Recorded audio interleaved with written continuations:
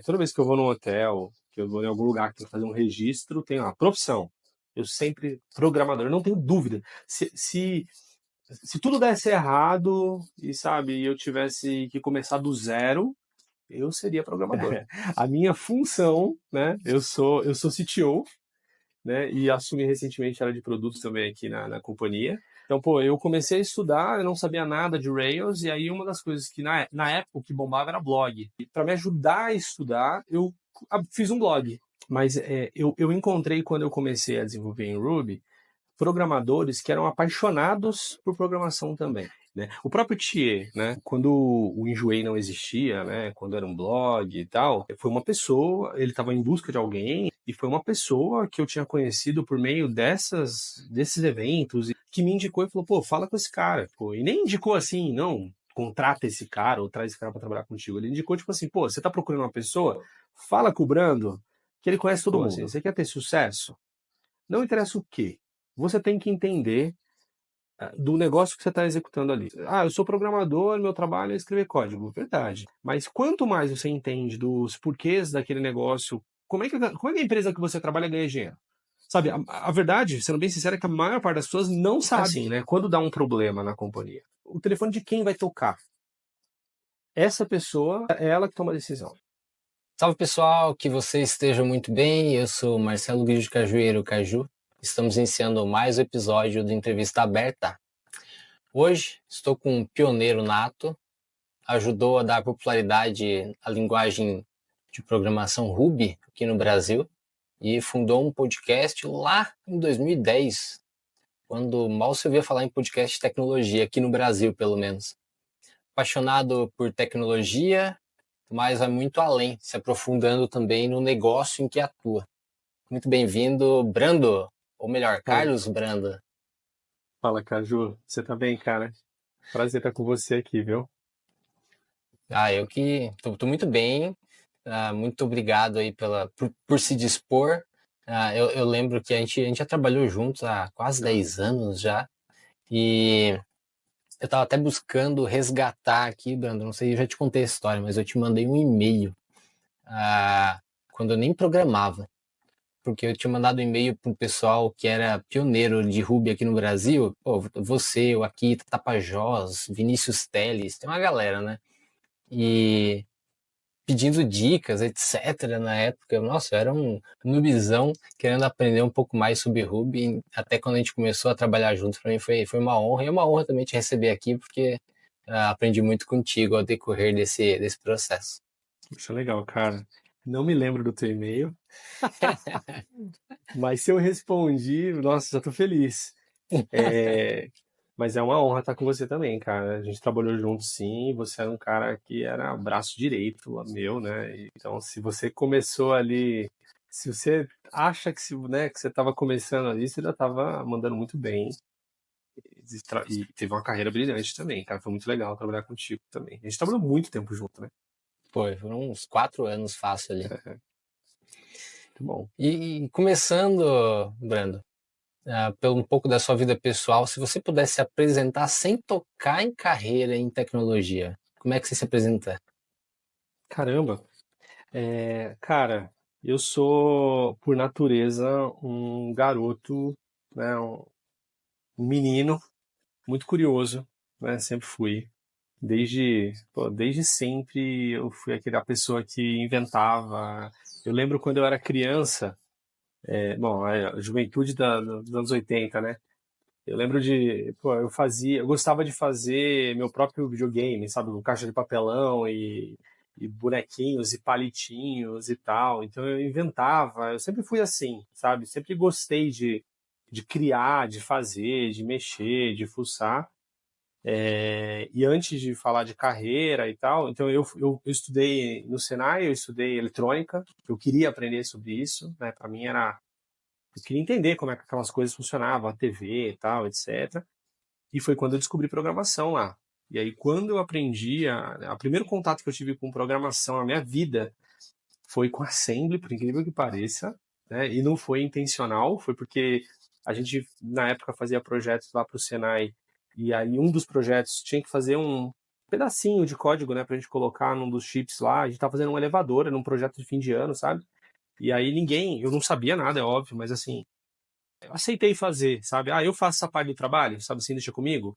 E aí fui ler, estudar e tal, e aí fiz um pouquinho ali, só pra funcionar, e fiquei maravilhado com aquilo, assim. Falei, caraca, tipo, é isso que eu quero fazer. É isso que eu quero fazer.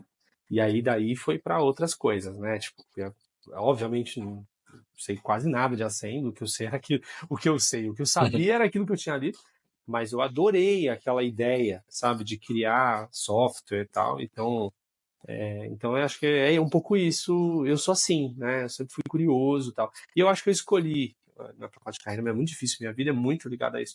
Eu escolhi isso exatamente porque, cara, é uma profissão que desde sempre tem que estudar, tem que aprender, tem sempre uma coisa nova, tem sempre uma coisa diferente. Então nunca parei, nunca deu para parar. E aí, sei lá, eu acho que eu me encontrei. Então eu já era assim antes, né? Acho que eu sou Naturalmente curioso e criativo, então. naturalmente curioso. Naturalmente curioso. Legal. E hoje você é casado, tem um filho, né? Sou casado, tenho um menininho de 8 anos já. Sou casado também há bastante tempo. Daqui a pouco estou fazendo 20 anos de casado já. Então, minha barba branca já entrega, né? A idade. Essa barba branca é nova aí. Eu tava até comentando nos bastidores que a gente olha o Brando nas fotos, nas redes sociais ainda, com a pele A foto tem lisinha. 15 anos, né? A foto era um menino, tem uma ruga, né? Ó, mas o pior é que você não mudou muita coisa, não. Ai, que bom. Ai, que bom. Mas esse sou eu. E aí, Brando, agora eu gosto de entrar um pouco nas características pessoais e eu busco nessas características com perguntas meio inusitadas. Tá bom. O seu filho hoje, ah, qual que é o nome dele? Benjamin, O Benjamin. Hoje você saberia dizer o que o Benjamin mais valoriza em você? que pergunta é essa? Caraca, cara. Cara, o meu filho tá numa fase, acho que para um pai é a melhor fase. Eu sei que, né, você não tem filho ainda, né? Mas você vai entender isso. Cara, é assim, essa idade dele, você é o herói dele, né? Você é o herói. Então, tudo que eu faço, qualquer coisa que eu faça pro meu filho eu vejo no olho dele, eu vejo, se tem alguém no mundo que me acha, né, super-herói, é ele, né? Mas eu acho que o que ele mais valoriza é o tempo que eu gasto com ele, né? Então, eu faço um esforço de verdade para ter tempo com ele, né? A gente tem o nosso, a gente chama que a gente diz que é o dia dos bros, né?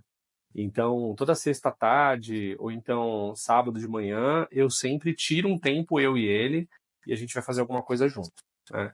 Esses dias foi até engraçado porque eu tava levando ele para a escola, minha esposa estava junto e aí a gente tava falando do dia do bro, né?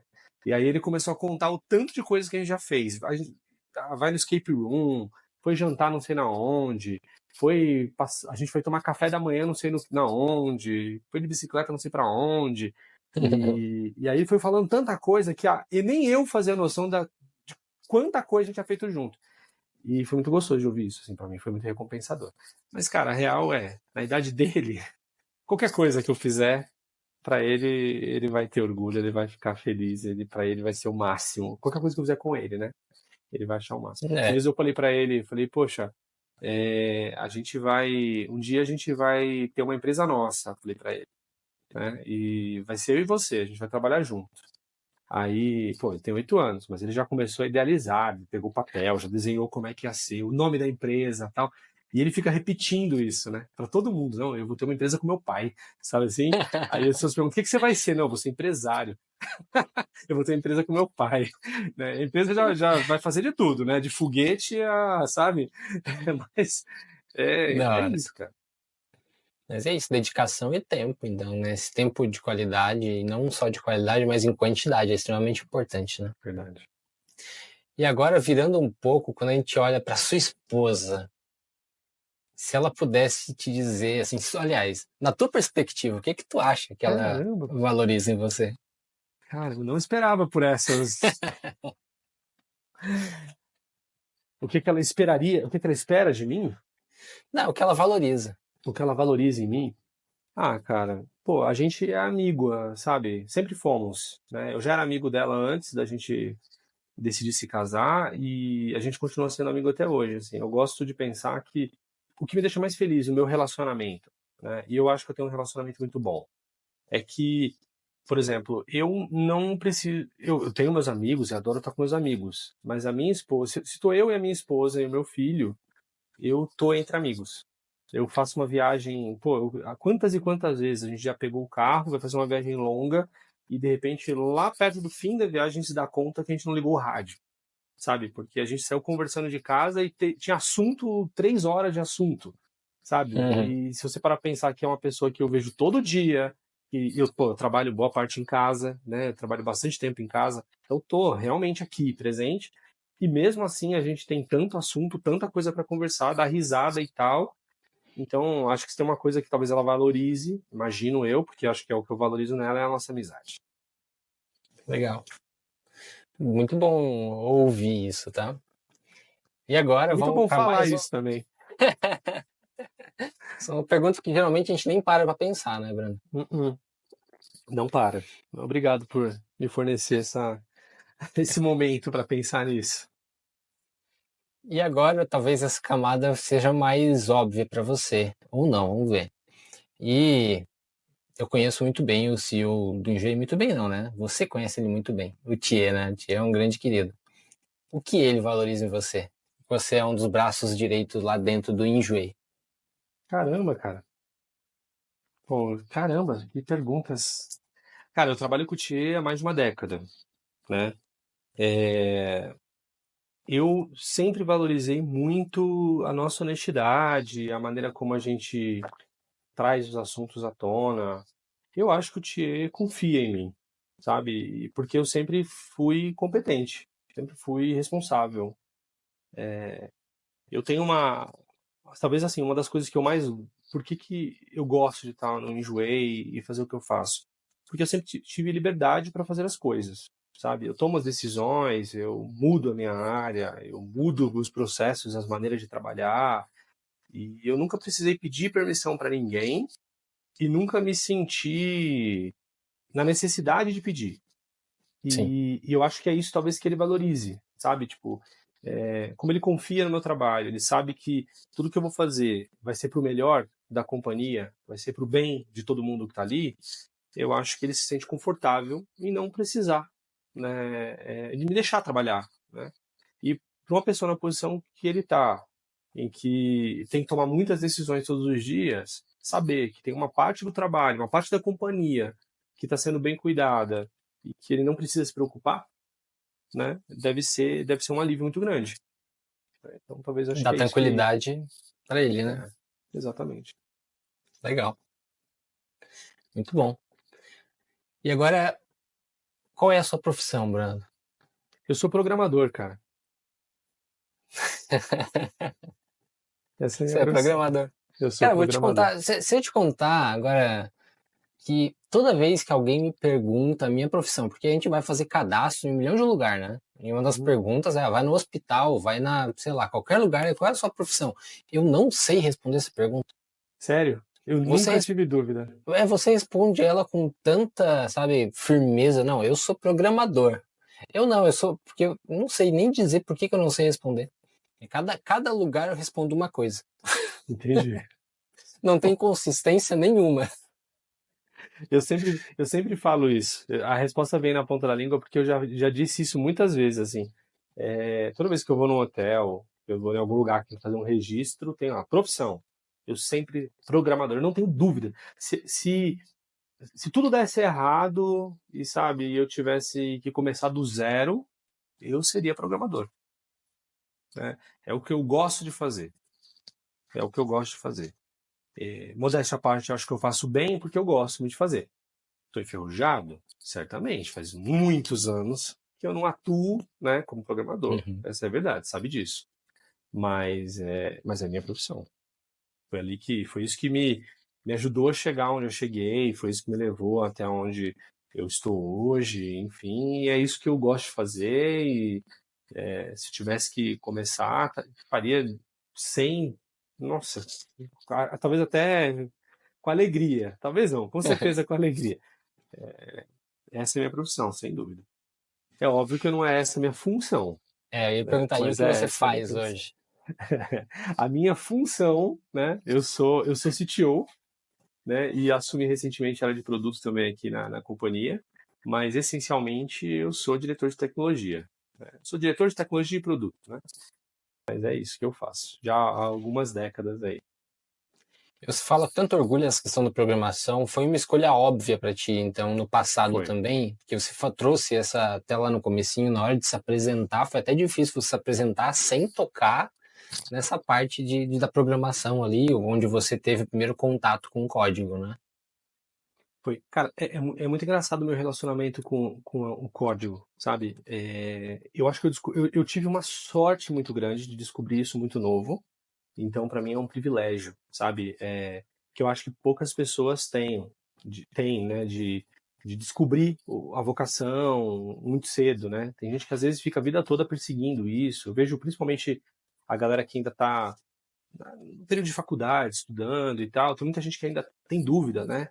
E é uma situação, é difícil, eu acho, para as pessoas. Eu descobri muito rápido, cara. Foi assim uma coisa, amor à primeira vista, e ali eu já tomei a decisão, é isso que eu vou fazer, é isso que eu quero ser, e é isso. Isso me ajudou a focar, e aí, obviamente, por eu ter focado, isso acelerou muito as coisas para mim na minha vida, né? Então, eu não fiquei tentando coisas diferentes, sempre fui, cara, nunca trabalhei com nada além disso, sabe? Óbvio, fiz uma coisinha ou outra ali no comecinho da carreira, mas com o foco de fazer aquilo, né? Então, o primeiro emprego, por exemplo, eu fui trabalhar com rede, mas porque eu já sabia que tinha a oportunidade de programar, entendeu? Eu não tinha experiência e tal, então era essa a ideia, não era, nunca tive a intenção de fazer qualquer coisa diferente. Então, sempre fiz isso, adoro o que eu faço, e acho que me sinto um sortudo, assim, porque eu faço isso e recebo, sabe? Me pagam para fazer isso, Caju. Você acredita? Né? Coisa boa, né? Não é? Caramba, cara. Mas é um privilégio, né? Fazer o que se gosta, né? É um privilégio. É um privilégio. Eu não faria É. diferente, assim. Eu adoro o que eu faço. Adoro o que eu faço. E sou sortudo por fazer isso sempre, sabe? A vida toda. Desde muito novinho. Então, Eu inclusive fui ao ar hoje, tá? Depois pode ouvir o podcast que fiz com o Daniel Romero, ficou muito bom. boa. Romero é uma Ah, figura. figuraça. E aí a gente tava falando de talento e tal, e ele comentou, né, que na percepção dele a questão do talento, ela se junta à exposição, né? Você teve, foi exposto ao computador muito cedo também, né? E Sim, isso colaborou muito com o seu processo. foi. Essa questão de ter esse primeiro envolvimento que eu tive ali, né, no Senai, foi uma exposição que, se eu não tivesse tido aquela exposição, provavelmente eu teria tido em outro momento, mas foi um primeiro contato com os computadores, é, já com a programação, né? Então, antes de eu começar a usar os computadores, eu já estava programando, sabe? O primeiro contato ali que eu tive foi para isso, numa escola e tal. Era uma época que a gente não tinha computadores em casa, né? Não era tão fácil como é hoje. E eu lembro que eu saí de lá maluco, né? Pô, eu preciso, sabe? Eu preciso. E aí eu lembro que meu pai, de algum jeito, ele chegou em casa com um computador. Era uma coisa cara, era uma coisa complicada. Meu pai não era, meu pai era um ferramenteiro, né? Que na época era uma profissão que se pagava bem, né? Mas era uma profissão, um trabalho, né? Empregado, não tinha, a gente não tinha privilégios assim, né? Ele apareceu com esse computador lá, de tanto que eu ficava insistindo e tal. E era uma época também que computador em casa era sinônimo de programação, porque não tinha muito o que fazer, né? Então, Não muitos. tinha internet para ficar navegando, né? Não tinha internet para navegar, você não tinha jogos de computadores do jeito que a gente tem. Eu tinha jogos, mas eram poucos jogos, sabe? Não era a parada, sabe? Não era uma Uhum. coisa. Você tinha lá o seu videogame, você poderia jogar videogame. E era uma época que a gente nem era muito ligado nisso, para ser sincero. Então, o computador ele era muito sobre isso. Então, eu lembro, por exemplo, que a gente comprava revista, sabe? Vinha com o código escrito na revista do joguinho em Basic. E aí você tinha que copiar para poder. Se inscrevia, né? Você copiava o da revista para poder fazer o joguinho. a graça era mais divertido escrever do que jogar, porque o jogo era nhena, era tosco, né? Uhum. Mas a graça era escrever e mexer, aí você, não, troca aqui que muda de cor, bota aqui. Então essa era a graça, o jogo era esse, né? Era uma outra época, então eu tive também o privilégio de começar com isso, então para mim durante muito tempo programar era diversão, sabe? Recentemente, eu vou acelerar um pouquinho recentemente, depois que meu filho nasceu, quando ele estava com uns 4 aninhos, eu me propus a fazer um jogo nosso, né? Onde tivesse o personagem fosse eu e ele e tal. E aí eu comecei a escrever esse joguinho e tal. Até chamei um amigo que faz pixel art para fazer os desenhos e tal. E era muito engraçado, porque assim, cara, eu me divertia. É óbvio que era legal jogar com meu filho, fiz, eu tenho até vídeo, depois eu te mando uns videozinhos desses pra você Legal. ver, da gente jogando, ele bem pequenininho, gravou as vozes, sabe, aquela coisa. Mas fazer o jogo, pra mim, era tipo o que mais me. Eu tinha que me policiar, porque era tão divertido pra mim fazer aquilo que era. Às vezes eu não queria acabar, sabe? Eu queria continuar fazendo e tal. Mas eu precisava, né? Eu passar o tempo com ele. A ideia era ficar com ele, né? Então para mim sempre foi assim, cara. Sempre foi diversão. Para mim por isso que eu te falei. É até É, engraçado se para pensar que eles pagam a gente para fazer isso, sabe? a diversão que se tornou profissão. É isso aí. E aí, foi quando que você teve acesso ao Ruby? Você lembra? Cara, o ano exato, eu sou muito ruim com datas, tá? Péssimo com datas. Mas isso faz. Eu lembro que eu já era casado, então já faz uns 18 anos, mais ou menos, que eu tive. Eu lembro que eu trabalhava com C Sharp na época. Eu vim, né, da Microsoft, assim, sabe, Visual Basic, aquela coisa toda, né, tal. E aí comecei a trabalhar com C Sharp, né, que era a migração natural na época. Trabalhava na DirecTV. E aí eu lembro que eu queria aprender alguma coisa nova. Eu tava meio cansado fazer a mesma coisa e tal.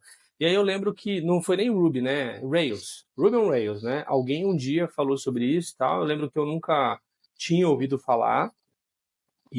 Mas eu falei, cara, eu lembro que a primeira impressão que eu tive quando alguém falou isso, eu achei que era uma biblioteca JavaScript, sabe? Ruby on Rails, sei lá por que veio isso na minha cabeça e tal. E aí eu fui atrás para estudar. E aí eu me deparei com aquele vídeo famoso do DHH, em que ele faz um blog lá em 5 minutos, que ele fez em algum desses eventos, né? Eu acho que foi até num evento aqui no Brasil, né? Não lembro agora qual era o evento, mas ele fez um vídeo e tal, e ele fazia um blog em 5 minutos. Aí eu fiquei, caramba, cara. Tipo, e aí eu comecei a estudar. E aí entra um pouco, talvez, no lance da exposição que você falou, né? Tipo, Então, pô, eu comecei a estudar, eu não sabia nada de Rails, e aí uma das coisas que, na época, o que bombava era blog. E aí uma das coisas que, para me ajudar a estudar, eu fiz um blog. Então, tudo que eu aprendi, eu escrevia, sabe? Uhum. Era o meu jeito de. E óbvio, sem nenhuma pretensão de que alguém ia ler alguma coisa que eu escrevi. Era, sei lá, era o meu jeito de. Eu poderia ter feito isso no caderno, mas em vez de fazer no caderno, por acaso, todo mundo fazia blog, eu fiz meu blog, entendeu? E aí eu fui escrevendo tudo que. Essa minha jornada, né, de aprendizado e tal, tudo nesse blog. Então, foi ali que eu comecei, assim, né? Aí eu lembro que eu comprei um livro na época que era do Akita. O Akita tinha escrito um livro sobre Ruby on Rails. E aí eu matei o livro, li o livro inteirinho e tal. E aí eu lembro que eu achei um erro ou dois, assim, no livro, sabe? Na hora que eu tava fazendo os exercícios, tinha alguma parada que não funcionava. Era algum erro de impressão, enfim, né? E aí eu mandei um e-mail pra Kita. Falei, cara, teu livro, opa, isso aqui não funciona, tem que ser assim, sabe? Uhum. E aí foi quando a gente começou a conversar, assim. Eu acho que, eu não sei se muitas pessoas tinham o hábito de fazer isso na época, se era uma coisa muito nova, né? E aí a gente foi quando a gente se conheceu, depois a gente foi trabalhar junto, enfim, e tal. E aí foi onde começou de verdade minha experiência com o Ruby on Rails, né? É. É legal, porque naquela época eu lembro que se pesquisasse Ruby on Rails aqui no Brasil, ia aparecer teu blog lá, um E dos topos no Google, né? tinha poucas pessoas que falavam disso, né? Sim. Pouquíssimas pessoas que falavam sobre esse assunto. Era uma coisa muito nova. Lá fora era novo, na verdade, né? No Brasil, então, né? Acho que ninguém trabalhava com isso na época, pouquíssimas pessoas. tinham começado a olhar alguma coisa sobre Rails na época, né? Você chegou a liderar a tradução de um livro, né? Na época, isso já foi um pouco mais pra frente, né? Acho que nessa época até já tinha podcast e tal. O Y, ele era o Y, ele desapareceu, ele era um programador fantástico, cara. E ele escreveu um livro que ele chamava The Point and Guide of Y, uma coisa assim, of Ruby, sei lá. E eu acho que eu até tenho, acho que depois eu tenho que procurar, eu acho que tem no GitHub a tradução ainda, tal, se alguém quiser ler e tal. Eu acho que até tem no Grok também, tem um linkzinho, depois eu vou caçar e eu posso mandar para você, você coloca aí pro pessoal. Tá. Tá público ainda.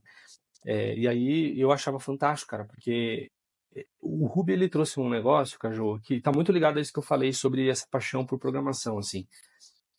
Não é sobre a linguagem, eu acho que a linguagem é só desculpa, sabe? Mas eu encontrei, quando eu comecei a desenvolver em Ruby, programadores que eram apaixonados por programação também. E que enxergavam aquilo de um outro jeito, sabe? Um jeito que era mais adequado àquilo que eu queria. Quando eu estava lá no mundão Enterprise, programando lá C Sharp e tal, a galera com quem eu estava... Eu tinha, obviamente, amigos que eram programadores bizarros, assim, caras excelentes, sabe? Mas Uhum. era uma parada muito profissão. Essa é a minha profissão, esse é o meu trabalho. Então o cara estudava aquilo que dava mais dinheiro, aquilo que estavam precisando na época. Quando a gente vai para o Ruby, era um negócio muito underground, assim. Ninguém estava ganhando dinheiro com o Ruby. Não tinha nada relevante em Ruby, sabe? Uhum. Não tinha nenhuma empresa contratando, tal. Então era uma galera que estava ali pela simples paixão pela programação. Então, aí você encontra, por exemplo, o Akita, que era um cara, né, que até hoje ainda é relevante e gosta, você vê a paixão que ele tem pelo tema. Você tinha o Valim, né, que, pô, escreveu o Elixir e tal, e quantos outros, né? E o Y era um cara desse, era um cara que ele olhava para o ato de programar como arte, sabe? Uma maneira de se expressar, né? Então você via no código uma impressão dele, sabe? É igual uma pessoa que escreve um livro e você lê o livro e você entende, fala, pô, esse é o sentimento, é isso que essa pessoa quer transmitir. Então eu comecei a ver código e programação desse jeito, sendo escrito desse jeito. Eu vejo isso hoje impresso, uma pessoa que eu sempre segui, né? Eu gosto da galera da 37 Signals pra caramba, assim, né? Eu acho que eles têm uma cultura, uma contracultura que me agrada, sabe? Uhum. E quando eu vejo o JT8, o jeito que ele trata o código, fala do código, eu vejo paixão, sabe? Eu vejo um carinho, um cuidado naquilo, quase que tentando transmitir uma mensagem com aquilo. Tem uma relação E meio isso me agrada. passional mesmo, né? Tem muito forte, muito forte. Então isso me agradou muito. Foi isso que me atraiu para o mundo do Ruby e do Rails, de forma geral. Porque eu via programadores que estavam ali. Dane-se que isso aqui não me tá, isso aqui não vai me dar dinheiro. Ninguém sabia que isso aquilo ali ia virar alguma coisa. Dane-se, mas não é por isso, sabe? Tô aqui porque, pô, essa linguagem me permite me expressar. Você entende? É. O engraçado é que quando eu comecei a programar e eu vi Ruby, eu não queria aprender mais nenhuma outra coisa. Não, esquece tudo, eu quero trabalhar com isso aqui. Tanto é que eu, sei lá, eu consegui um trabalho com Ruby quando mal tinha emprego em Ruby, sei lá, Eu também. 2010 já tinha muita coisa, mas remoto, pô, eu morava no interior de Santa Catarina, você nunca ia encontrar nada presencialmente. Então, É. porque eu via naquela linguagem, pô, eu quero trabalhar com isso aqui, porque tinha esse carinho, né? Acho que é possível ver o carinho quando a gente olha para o Rails, se comparado com outros frameworks, né? Pô, você vê que a forma de desenvolver é algo que você não está se matando ali por dentro porque que você está fazendo algo de um jeito Sim. que é terrível, né? Você está fazendo algo porque, pô, faz sentido fazer dessa forma. Tem opinião, sabe? É, Você consegue entender o que aquele código está querendo transmitir para você, sabe? Ele está te ensinando alguma coisa, sabe? Ele te coloca diretrizes, te coloca na linha, no trilho de fato, né? Ó, esse aqui é o jeito, né? É assim que tem que ser. Por que isso? Por que aquilo? Porque acreditamos assim e tal. Então, então tem muito sobre isso no Rails. Eu acho que é quase poesia, sabe? Então foi o que me atraiu, assim, foi uma coisa que me convenceu e, pô, sei lá se aquilo ia dar dinheiro ou não, mas assim, eu continuava trabalhando com C Sharp, continuava trabalhando lá na indústria e tal, e era meu ganha-pão. Mas nas horas vagas eu estava ali escrevendo Ruby porque sim, porque era gostoso de fazer, era diferente, né? Então foi o que me atraiu. Teve um evento logo nesse começo, assim, eu não vou lembrar o ano, como eu falei, eu sou péssimo com datas. Eu lembro que o evento foi um evento que o Akita organizou lá na USP, chamava RejectConf, né? Então todo mundo ia lá para o RubyConf e a gente que não ia, a gente ia para o RejectConf, né? E aí eu lembro que a nata, ou quase todo mundo que programava em Ruby na época, estava ali naquele evento, né? Esses nomes que eu citei, todos eles estavam, tal, Tapajós, tá, essa galera toda aí estava. E, e aí a gente foi palestrar sobre, né? Foi falar sobre o que a gente estava fazendo, onde estava trabalhando e tal. Na época eu trabalhava para a Surworks, que era uma consultoria americana que trabalhava com Ruby, né? Então tinha uma galerinha que estava ali já. Pô, daquela galera, essa é a parte que eu acho que eu tenho mais orgulho, assim, daquela galera que tava ali naquele evento, naquele dia, cara, saíram pessoas bizarras, assim, Fábio Kung, pô, o cara, né, tem uma carreira brilhante lá fora, o Valim tava lá, a galera da plataforma, a Tech, né, tava todo mundo lá. Então, assim, muita gente, todo mundo que tava ali, naquele grupo, tá bem hoje, sabe? Se Sim. desenvolveu, são donos de empresas, super desenvolvedores, enfim, todo mundo tá bem. Cada um seguiu um caminho diferente, porque cada um, né, tem uma vocação diferente, mas todo mundo se deu bem, né? E eu acho que tá relacionado à paixão. É paixão, cara, é sobre isso, Sim. né? É sobre prazer naquilo que tá fazendo, né? E porque todo mundo tava ali, cara, ninguém necessariamente estava vivendo daquilo só, sabe? A linguagem era mais a desculpa pra gente estar reunido do que qualquer outra coisa. É diferente você fazer algo porque você gosta de fazer e porque você tem que fazer. É diferente, o resultado é diferente, né?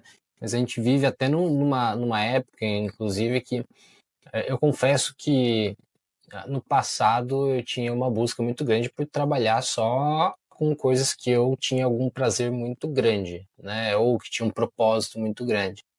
E com o tempo eu consegui ver que, pô, trabalho é trabalho, no final das contas tem esse Uhum. lance, né? Tem esse lance do trabalho. Quando a gente consegue unir o trabalho com algo que a gente gosta, pô, aí é o melhor dos mundos, né? Mas o fato da gente colocar paixão em algo e se desenvolver naquilo, o resultado vai vir em algum momento, né? Vai. Isso é verdade. E aí lá em 2010 até 2015 você atuou ali, né, junto com o Rafael Rosafu no Grok Podcast.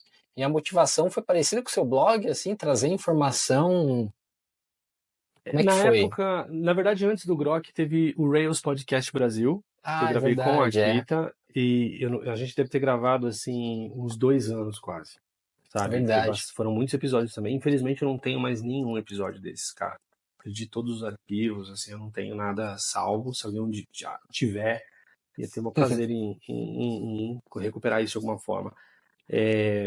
Mas veio, assim, eu acho que à medida que eu fui escrevendo blog, né? E aí, obviamente, na época tinha muito essa coisa do open source, a gente ficar envolvido e tal, então eu comecei também a me envolver com projetos open source.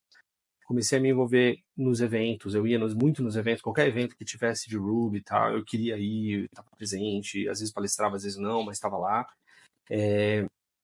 E aí eu lembro que na época você tinha um blog também americano, que era não lembro se era Railsway, não vou lembrar o nome agora.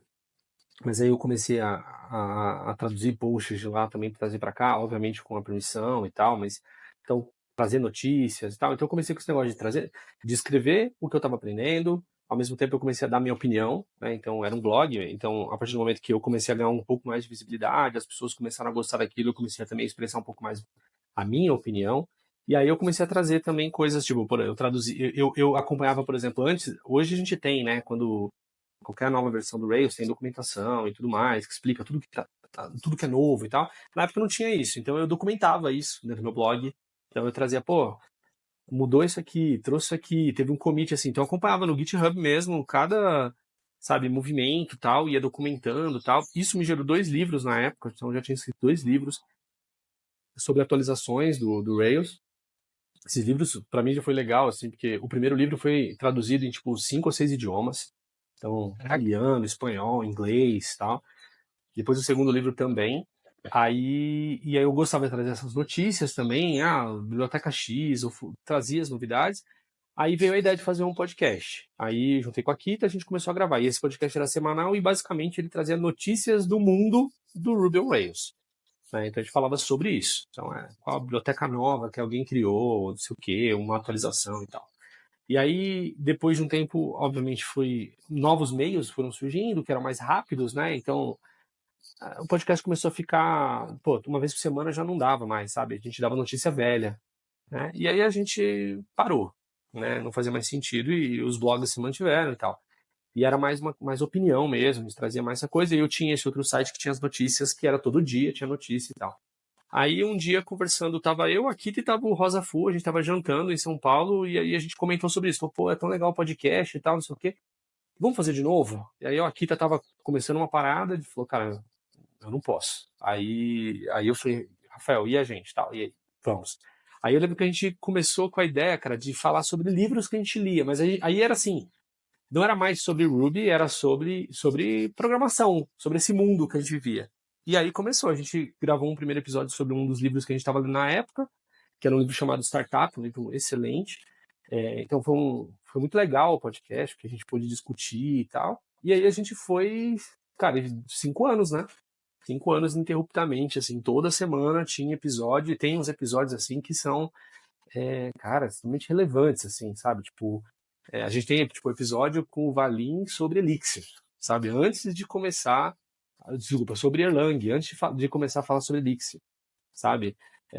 Então, pô, tem com o Rafael, com o Daniel Romero, tem muitas coisas ali que são bem legais, assim, numa época em que aquilo era completamente novidade, né? Entrevistava a galera que estava indo trabalhar fora, sabe? Que estava trabalhando lá no Vale, ou que estava trabalhando em Dubai, sei lá. Então foi bem divertido, assim, gravar. Mas Tá aí no a vida, né? Spotify? Cara, eu não sei se. Não tá no Spotify, mas o site tá no ar, O grokpodcast.com. site tem mais de 150 episódios lá, eu acho. Tem bastante. É por aí, uns Muita 150 coisa. episódios. É bastante coisa. E tem muita coisa que. Eu acho, cara, arrisco dizer que o Grok Podcast não é datado. Sabe? Talvez você pegue um É, episódio sobre C Sharp, que vai falar de alguma coisa ali num pedacinho, mas a gente falava sobre a estrutura da linguagem, sobre o conceito. exato. Então, pô, se você pegar hoje, provavelmente você vai ouvir e vai ser legal. E era uma galera que era muito fera, né? A gente só Tinha que trazia fazer gente que era uma apaixonado. remasterização, Brando. Vai lá, Tinha que que- eu vou colocar no É, Spotify.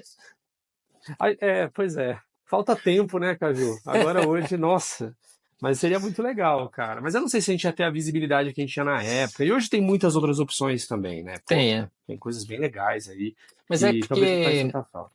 a questão não é nem uma coisa está relacionada ao conteúdo, sim, tinha um conteúdo muito bom, mas o jeito de vocês se comunicarem, né? Então vocês se comunicaram de uma forma leve, engraçada, que trazia entretenimento junto com informação, né? É. Então esse jeito de se comunicar é muito legal. Mas eu acho que era uma parada para outra geração, assim, né? Porque a gente nunca se importou. Se você pegar os podcasts atuais, assim, eu acho que tem uma dificuldade. Eu acho que são excelentes, né? Tem vários aí que são excelentes.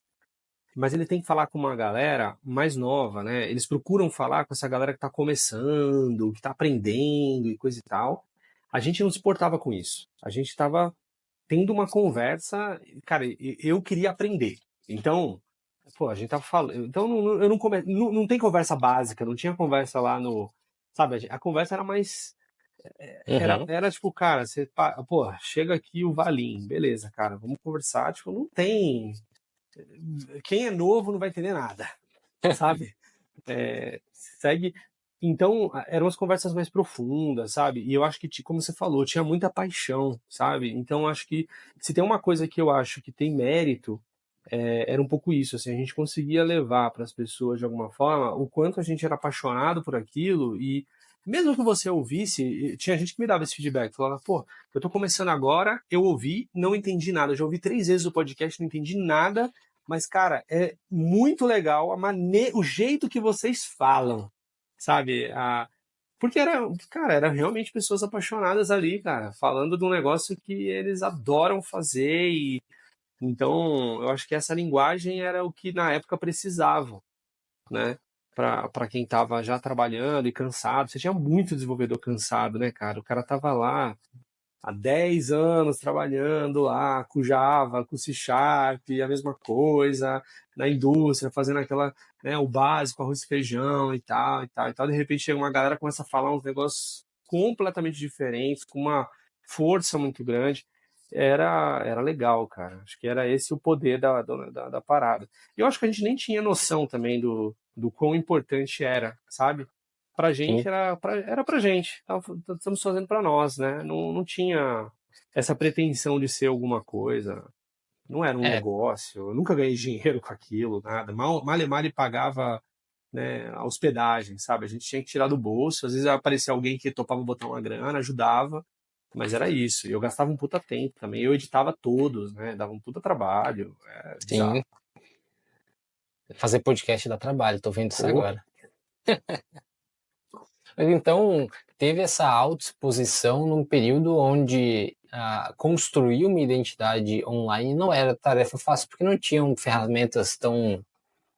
Por exemplo, não tinha um LinkedIn como tem hoje, por exemplo. mas eu acho Até que o LinkedIn tinha. atrapalha, cara. Eu acho que essa alta exposição que a gente tem, assim, a gente tem tanta ferramenta para se expor. Vamos ser sinceros, você abre o Uhum, LinkedIn. A maior parte dos textos hoje que você vê no LinkedIn são escritos por chat GPT e a gente sabe porque é, a gente consegue reconhecer. Então as pessoas têm tanta vontade de se expor e de colocar e aí se esquecem que, cara, na verdade, assim, ninguém abre o LinkedIn e vai ler artigo. Ninguém. Cara, você tem que trazer algo diferente, sabe? E como tem muito, é muito mais do mesmo. São raras as pessoas que conseguem trazer alguma coisa que é realmente relevante e significativa. É tanto conteúdo que não dá. Na época não tinha, né, Caju? Então, sim, não sei se exato. era mais fácil, essa é a verdade. O que faltava era a intenção, sabe? A vontade. Mas qualquer pessoa que se propôs a fazer, não tinha. Ela ia se destacar. Era inevitável, sabe? Num lugar onde não tinha nada, né? Então, pô, o Akita escreveu um livro, o primeiro livro de Rails, talvez, do Brasil, né?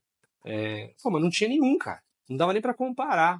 Era bom, mas não dava para comparar. Não tinha, né? Então era um momento bom para isso, né?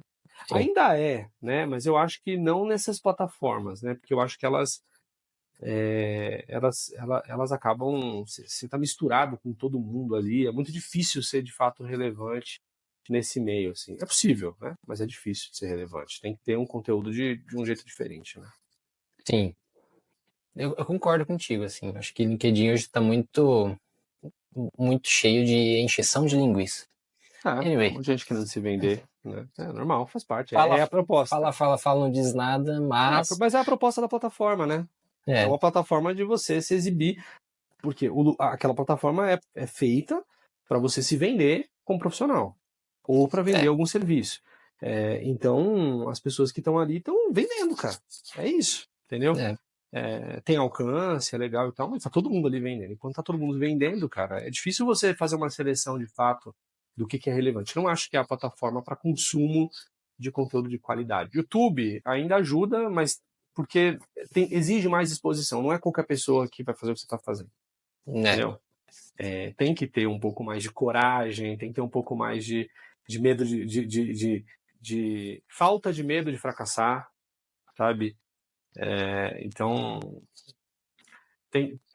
para se expor tem que ter um pouquinho mais, tem que ir além, sabe? Que a maioria das pessoas não estão dispostas a ir, e aí você consegue ainda ter algumas coisas E filtradas de aí entra qualidade. naquilo que você falou, né? Que não é difícil se destacar. Não. Aí, por mais que tenha muito hoje, né? Tem muito do mesmo, né? Tem muito do Tem. mediano, né? O destaque mesmo é fácil ver no meio da multidão. Sim, sim. E aí, isso tudo foi construído, não foi estratégico, não foi proposital, foi baseado na paixão, né? Foi. Então você construiu tudo isso desde, pô, esse estudo de Ruby, fez podcast de Ruby em evento, falava em evento, fez muita coisa, né? Escreveu livros, fez o Grok. Tudo isso foi uma autoexposição não estratégica, porém que acabou, de algum modo, gerando algum fruto para você? Muitos frutos. Mas, ó, só para fazer um disclaimer, é engraçado, assim, porque em algum momento eu entendi que aquilo era estratégico, Ah, né? Porque abriu muitas portas, sabe? Então, eu conheci pessoas que me levaram a lugares que eu não estaria se eu não tivesse conhecido aquelas pessoas. Isso eu conheci nos eventos, conheci nas entrevistas, conheci, né? O próprio Thier, né? Quando o Enjoei não existia, né? Quando era um blog e tal, foi uma pessoa, ele estava em busca de alguém e tal, e foi uma pessoa que eu tinha conhecido por meio desses eventos e tal, e etc, e palestras e tal, que me indicou e falou, pô, fala com esse cara, sabe? Tipo, e nem indicou assim, não, contrata esse cara ou traz esse cara pra trabalhar contigo. Ele indicou, tipo assim, pô, você tá procurando uma pessoa? Fala com o Brando, que ele conhece todo mundo, sabe? E ele vai te ajudar a encontrar, né? E por acaso, a ideia, o Tchê me vendeu aquela ideia e eu comprei na hora, assim, né? Então, foi paixão à primeira vista. Então, mas, cara, foi uma porta que não teria sido aberta se eu tivesse ficado quietinho. Eu ia ser um bom programador? Eu ia ser um bom programador, porque eu amo isso. Então era fato que eu seria um bom programador. Mas se eu tivesse ficado quieto, não tivesse me exposto, algumas portas não teriam se aberto para mim, né? Então, mas aí que tá a parte engraçada, porque assim, como não era essa a minha intenção, eu acho que quando eu ganhei mais exposição foi quando eu comecei a não gostar tanto da exposição, assim, porque não era isso que eu queria, sabe? Tem gente que se identifica com isso e eu acho que tem mérito, tá? Porque senão a gente não teria tantos livros bons de tecnologia em alguns aspectos, tantos palestrantes excelentes que a gente tem em tecnologia. Tem gente que vai para esse lado e se destaca e consegue trazer essa linguagem legal, bacana, que incentiva e tal. Então não, tem seu mérito. Mas quando a pessoa ela coloca para ela que a exposição ela é mais importante do que o trabalho, a paixão, cara, perde a qualidade naturalmente. a exposição ela tem que ser um Né? meio, né? E É. não o fim. E aí, Então, quando eu começou a ficar grande demais, eu acho que aí eu comecei a perder um pouco o prazer por aquilo, sabe? Era legal enquanto aquilo ainda era de nicho, sabe? Era uma coisa minha, que eu estava fazendo do meu jeito. Quando eu já não podia falar tudo o que eu pensava, quando eu já não podia mais me expor do jeito que eu queria me expor, não era mais legal, entendeu? E aí foi sim. quando foi reduzindo. E obviamente soma-se aí o fato de que, pô, a vida, as responsabilidades começaram a aumentar e tal, e aí o tempo, né, ficava cada vez mais curto e tive que tomar decisões sobre onde que eu ia gastar mais minha energia. E aí a vida andou, né, para um Tem isso outro também. caminho. Deixa de ser prioridade em algum momento também, né? Deixou, porque não era a minha prioridade. Aquilo era uma coisa que eu fazia, faria de novo, tranquilamente, porque é legal, porque é divertido fazer, porque eu me sentia bem em fazer. Mas não porque em nenhum momento eu cogitei e não era o que eu queria fazer. Eu sou programador, eu não era podcaster. Você entende? Eu não era palestrante, né? Fazia aquilo porque eu queria que as pessoas tivessem a opção a oportunidade de conhecer aquilo que eu estava aprendendo, mas não em nenhum momento aquilo era o que eu queria fazer. E aí, ô Brando, eu vi numa entrevista sua num evento, acho que foi o Latam Retail Show, tá, tem no Uhum. YouTube, e lá é possível ver o quanto você conhece do negócio do Enjoei, né? Da economia circular, trazendo vários dados hoje do Brasil e do mundo. Quando é que foi que teve essa virada de chave do técnico para se aprofundar também no negócio? Foi por conta da sua posição? Foi por conta de um drive seu já? Cara, isso, de novo, acho que segue a mesma linha que a gente vem seguindo até agora, assim. Eu sempre faço as coisas por paixão. Eu adoro essa empresa que eu trabalho hoje, sabe? Adoro o negócio, adoro a ideia, adoro o conceito, adoro o design. E aí, quando você é apaixonado, você estuda, você quer saber mais, você quer se aprofundar mais. Mas eu sempre tive isso, tá, Caju? Assim, eu sou uma pessoa que se apaixona com facilidade, né? Então, eu sempre fui dono, cara, de tudo que eu coloquei à mão, sabe? Pô, quando eu trabalhava lá na DirecTV, que eu era um menino, pô, eu lembro que Eu lembro que em pouquíssimo tempo, assim, eu já tinha um time trabalhando comigo, sabe? Tinha meus 20 e poucos anos e tal. Mas porque eu me importava, eu era o cara que ficava na madrugada, eu era o cara que. Pô, mas é workaholic e tal. Talvez um pouco, mas eu gosto, cara. Eu sempre fui apaixonado. Eu lembro, teve uma fase da minha vida que eu fui morar fora, né? Fui pra Nova Zelândia, e aí eu comecei a trabalhar numa empresa lá e tal. E eu lembro que foi uma fase que eu vinha, já tava no enjoei, né? E aquela correria e tal. E aí eu saí e fui trabalhar nessa empresa e aí eu voltei a ser dev, sabe? Então, o primeiro dia que eu fui trabalhar foi engraçado porque assim, eu fui e, cara, eu não. Todos aqueles problemas que eu tinha, né, de CTO, não sei o quê, eu não tinha mais, né? Então, quando deu 5 horas da tarde, eu peguei minhas coisas e fui embora, né? Aí eu falei pra minha esposa, eu falei, poxa, é tão gostoso isso, né? Você não ter. Tipo assim, se tudo der ruim agora, caiu o site, sei lá, ninguém vai me ligar. Porque eu sou a última pessoa a alguém procurar, porque eu comecei agora, né, cara? Eu não sabia nada, não tenho resposta pra nada. Falei, é um pouco é gostoso isso. Aí ela me falou assim, pô, mas isso não vai durar nada, porque ela me conhece, sabe? Então, em menos de uma semana, eu já era um cara que eu já tinha. As pessoas já me ligavam, já estavam atrás de mim e tal, porque eu já estava entendendo das coisas e correndo atrás e tal. Eu sou assim, né? Então, eu acho que quando a gente fala também talvez a minha transição de carreira, né, de programador para um diretor, para tech lead, diretor, head, etc., veio também por conta disso. Assim, eu acho que eu fui me adaptando para aquilo e entendendo como aquilo funciona, qual a melhor estratégia e tal, e com muita paixão também. E eu acho que assim, cara, isso vale para qualquer pessoa. Assim, você quer ter sucesso? Não interessa o quê. Você tem que entender do negócio que você está executando ali, sabe? Então, se você, eu sou programador, meu trabalho é escrever código, verdade. E tudo bem. Mas quanto mais você entende dos porquês daquele negócio, como é que a empresa que você trabalha ganha dinheiro? Sabe, a verdade, sendo bem sincero, é que a maior parte das pessoas não sabe. Não sabe. Não Eu, sabe eu mesmo. vejo, a gente vê essa onda de layoff que a gente teve, né, há alguns meses atrás, aí, a maioria das empresas passou por isso. Né? Então, de alguma maneira, todo mundo foi impactado, seja com um amigo ou na própria empresa, foi envolvido de alguma maneira num cenário de layoff. Aí você vê as pessoas, elas questionando, como se a empresa fosse má, porque fez. Cara, você não está entendendo. Assim, quando você. Isso é uma prova de que as pessoas não entendem o negócio. Mas então por que a empresa contratou tanto e agora está demitindo tanto? Peraí, você está fazendo essa pergunta, é porque provavelmente você não entende do que estava envolvido no negócio, da estratégia que a tua empresa estava adotando, por que ela teve. Obviamente foi um erro, né? Talvez, a empresa teve que voltar atrás num plano que ela tinha anterior. Mas qual era o plano que a empresa tinha? Por que ela contratou tanto antes, durante a pandemia? O que estava acontecendo com a economia, com o mundo, etc. O que agora está acontecendo, né, com a economia, com o mundo, etc., que faz com que isso seja necessário e tal. Se você não entende isso, então você não entende o que a tua empresa está fazendo, qual que é o negócio da tua empresa, como ela funciona. E isso sempre vai fazer com que você seja só mais um programador. Eu nunca Ela fui vira assim. vítima das circunstâncias quando ela não entende, né? Você fica vulnerável, você fica aberto. Pô, todo mundo que tem um pouquinho mais de entendimento de negócio, que sabe como as empresas funcionam, quanto que tem de caixa a tua empresa? Como é que tá a rentabilidade dela? Se você entende isso, você não foi pego, ninguém foi pego de surpresa nesse cenário. Era algo previsível, sabe?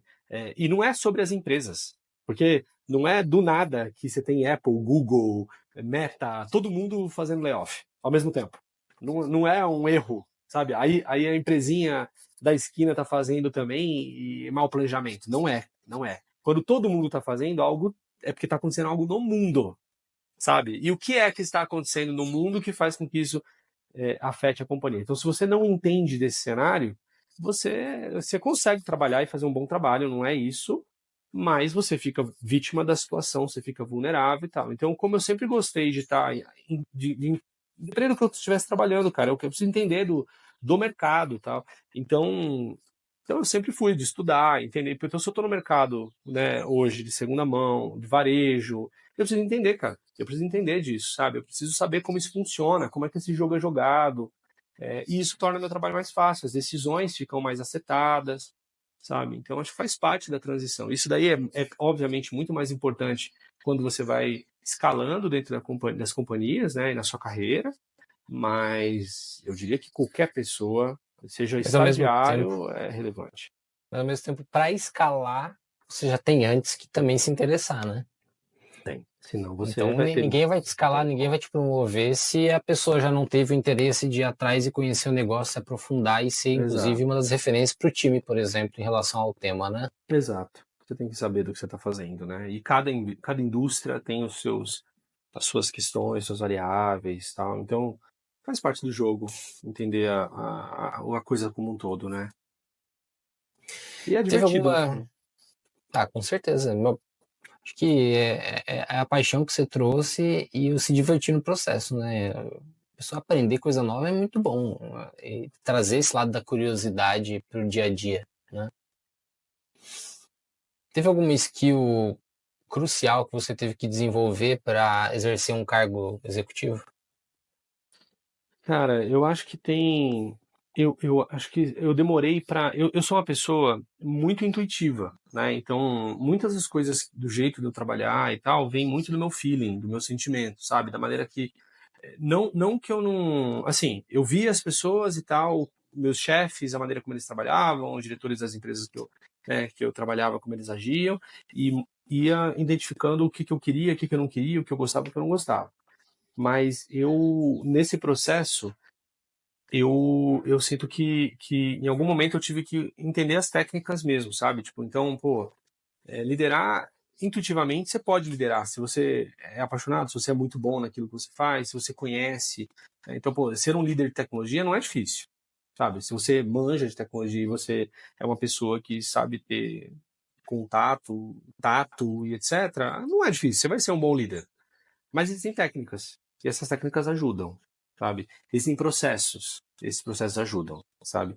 Então, eu acho que desenvolver um pouco mais essas características, buscar referência lá fora, entender, conversar, te dá mais. Não que você deva seguir tudo, porque eu acho que se você segue tudo, você não tem espaço para imprimir a tua maneira de fazer.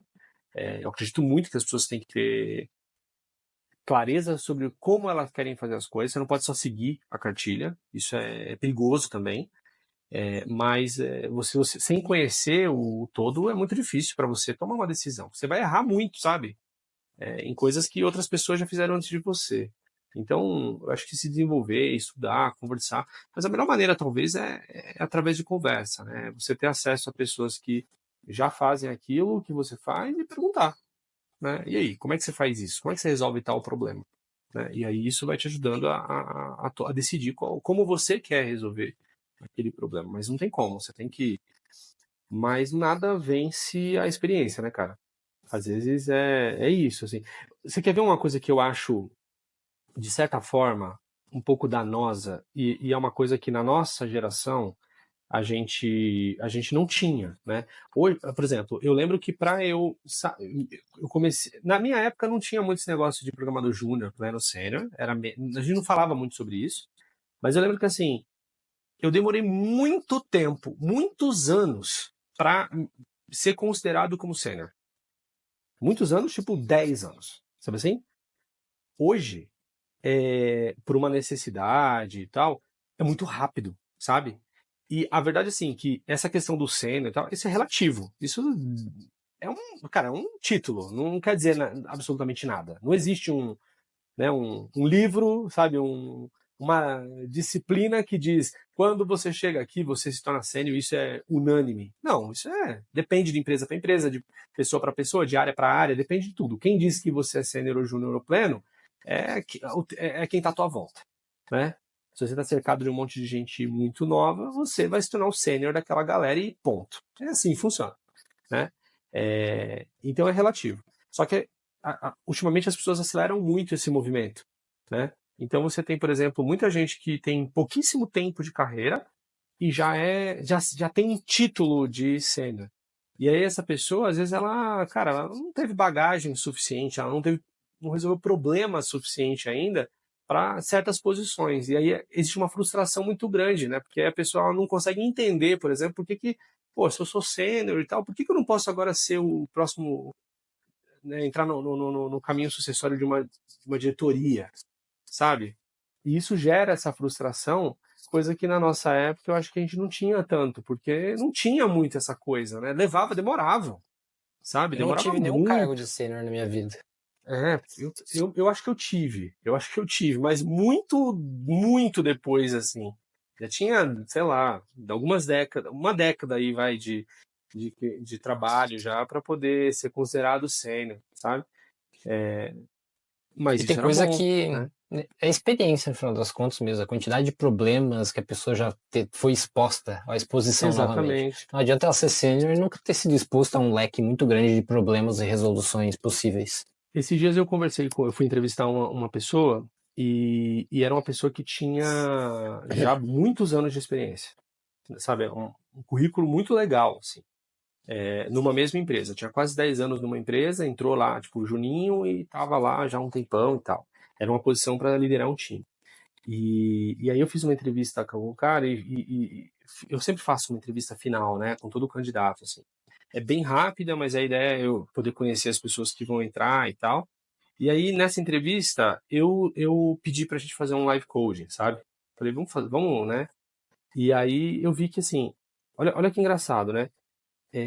Não tô dizendo que a pessoa tá certa ou errada, e nem tô fazendo uma crítica à pessoa em si, mas é assim, você pode trabalhar 10 anos escrevendo código, mas se você não foi exposto a problemas complexos que exigiram de você desenvolver outras habilidades, você pode ficar 10 anos, cara, fazendo CRUD, Sim.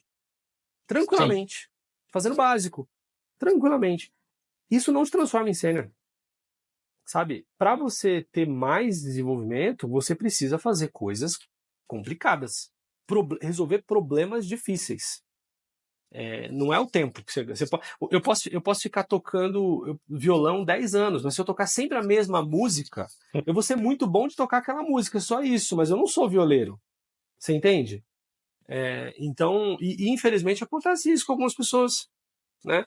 E aí, então é sobre exposição, né? E eu acho que como eu passei por muitas empresas, muitos problemas diferentes e problemas bem difíceis, problemas que estavam além da minha capacidade de resolver, eu tive a chance de desenvolver habilidades que depois me foram muito úteis no futuro.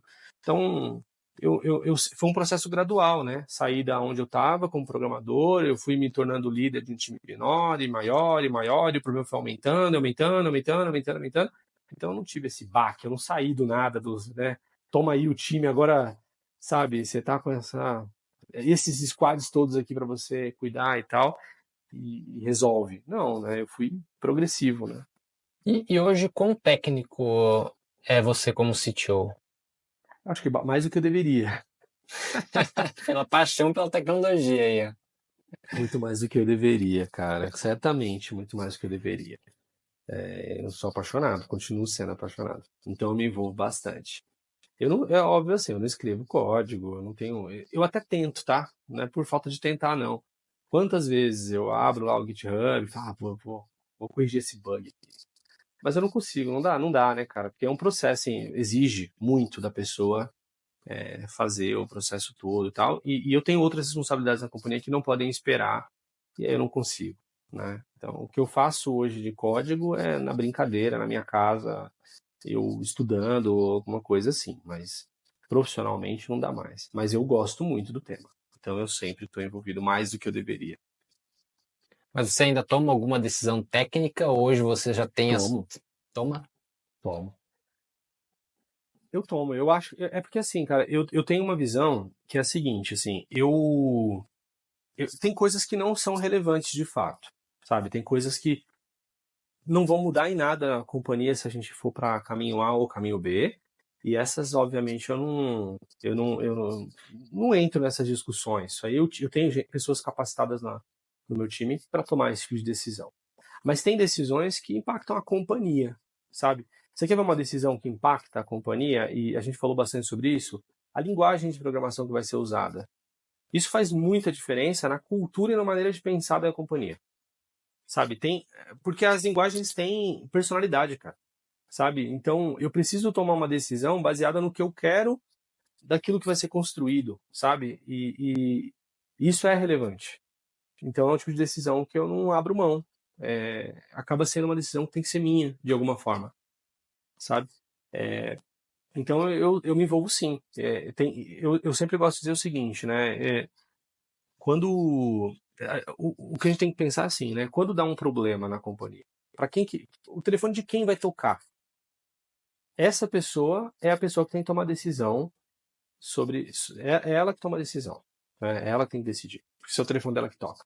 Então, em que me envolve, em que eu sei que é o meu telefone que vai tocar, eu tenho que tomar decisão. Seja técnica, seja de negócios, seja de produto, seja o que for, naquilo eu tenho que tomar decisão. Todo o resto, aí deixa para a pessoa que o telefone vai tocar tomar decisão, né? E tem muita coisa que Algumas não que tem como. você mesmo vai ligar, né? Algumas que vai ser, exatamente, vai ser o que vai estar ligando.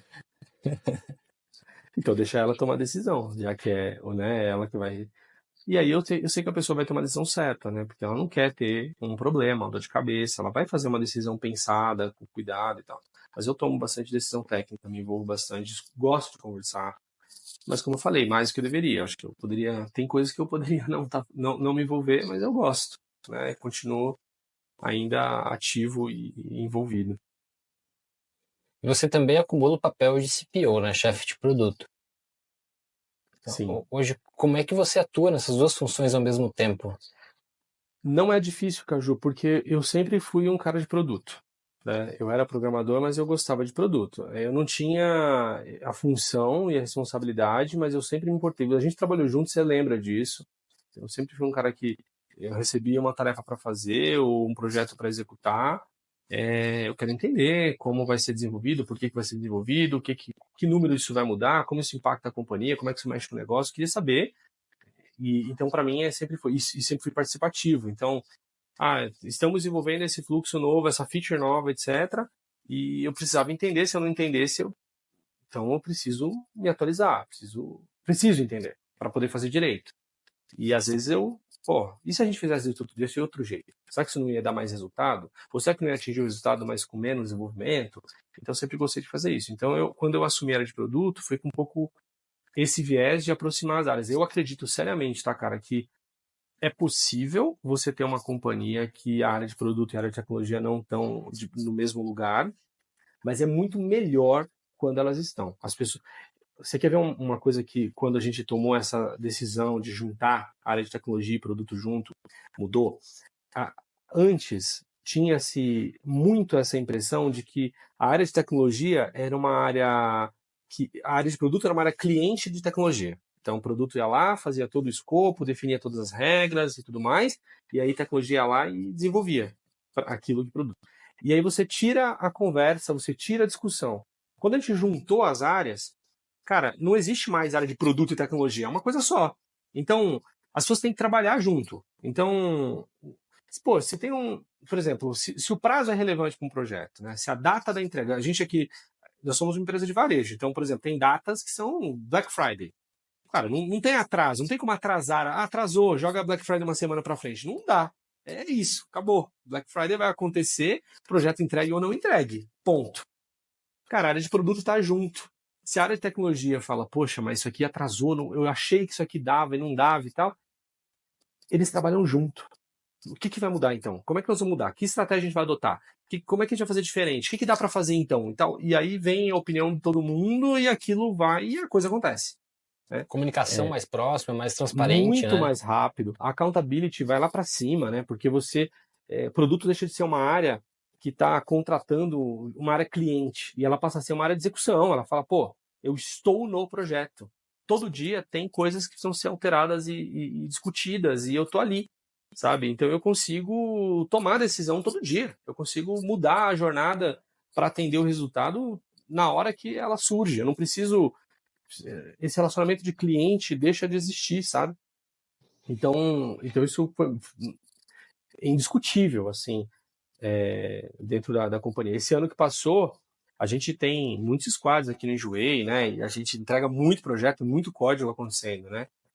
Eu acho que eu posso falar desse número, eu tenho sempre que tomar cuidado com os números que eu falo.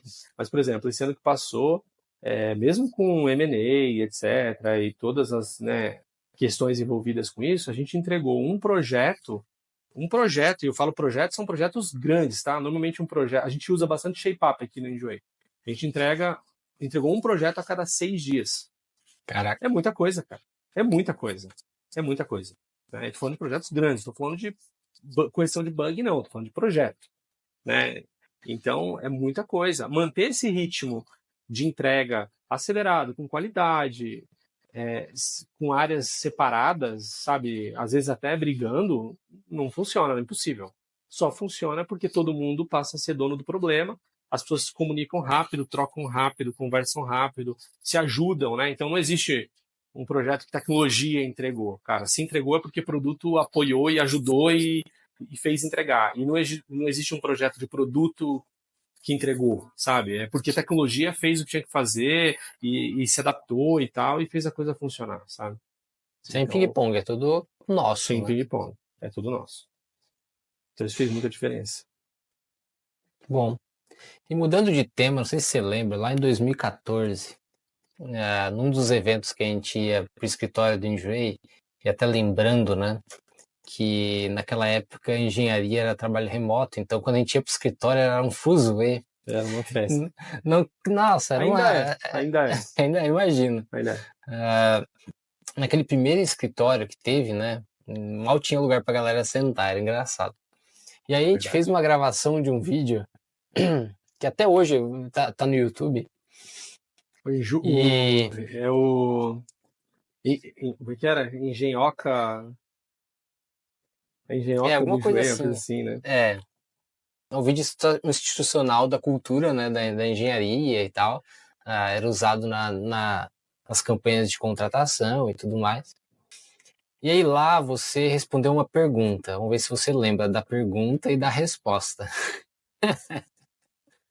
Lá te perguntaram qual que é a maior vantagem de trabalhar em casa. Você lembra qual foi a resposta que você deu?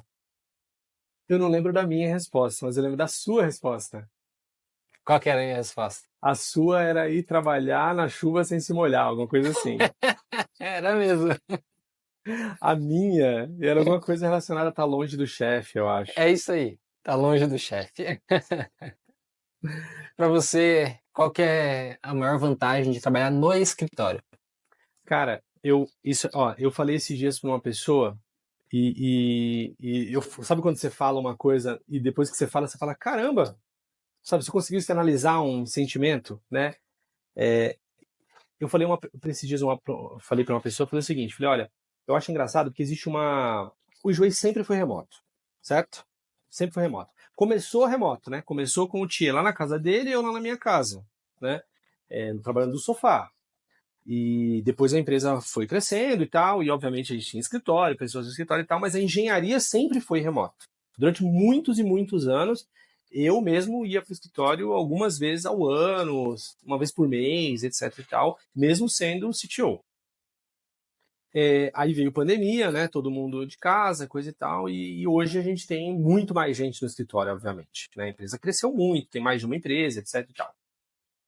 E aí eu vejo essa discussão hoje, né? Porque depois da pandemia, muita gente ficou com essa coisa, todo mundo remoto, aí eu trabalho remoto, trabalho escritório, trabalho híbrido, né? Muita gente fala sobre isso e tal.